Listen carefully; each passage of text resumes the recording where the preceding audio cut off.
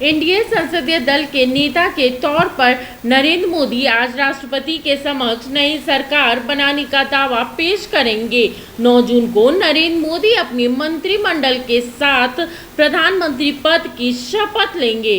NDA आज संसद की केंद्रीय कक्ष में अपनी नवनिर्वाचित सांसदों की बैठक आयोजित करने वाला है। बैठक के बाद केंद्र में सरकार बनाने का दावा एनडीए संसदीय दल के नेता नरेंद्र मोदी राष्ट्रपति के समक्ष अपना दावा पेश करेंगे। सूत्रों के मुताबिक बैठक में महागठबंधन की ओर से सरकार बनाने पर चर्चा होगी। 2024 के लोकसभा चुनाव में एनडीए ने 253 सीटें जीतकर बहुमत का आंकड़ा पार कर लिया है।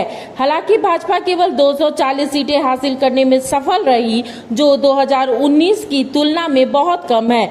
बुधवार को एनडीए में शामिल दलों के नेताओं ने बैठक की और प्रधानमंत्री नरेंद्र मोदी को सर्वसम्मति से अपना नेता चुना।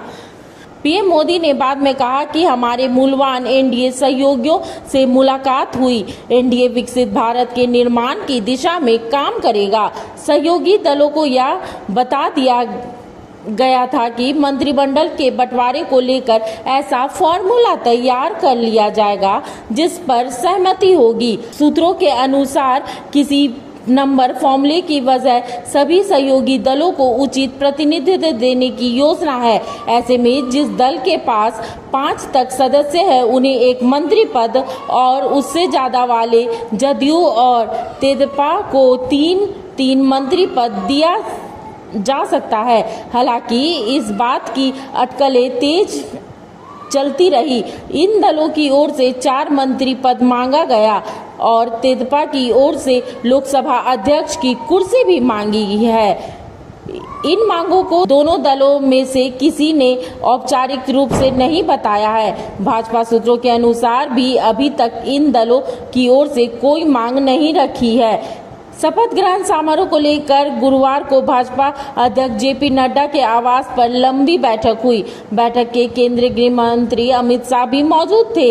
इस बैठक में तैयारियों के साथ चुनावी समीक्षा भी हुई।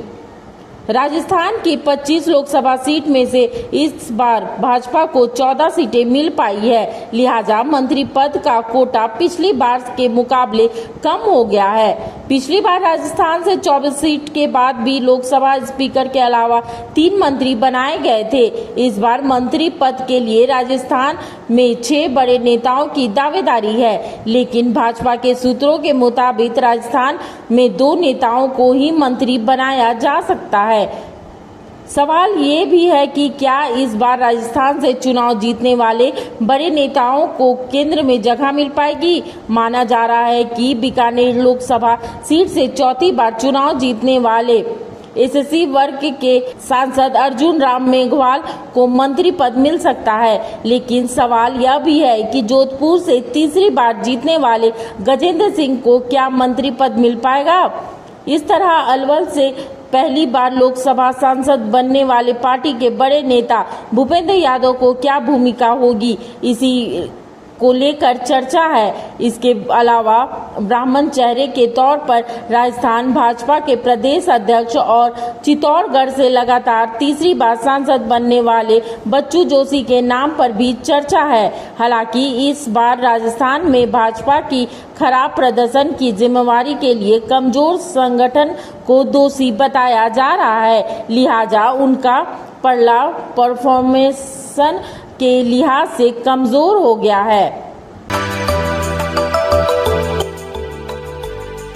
मिनी लंदन मैक्लुस्कीगंज प्रकृति की गोद में बसा ड्रीम डेस्टिनेशन आपका कर रहा है इंतजार। आइए अपने यादगार लम्हों को बिताइए ड्रीम डेस्टिनेशन में। राजधानी रांची से महज 50 किलोमीटर दूर आपका अपना ड्रीम डेस्टिनेशन।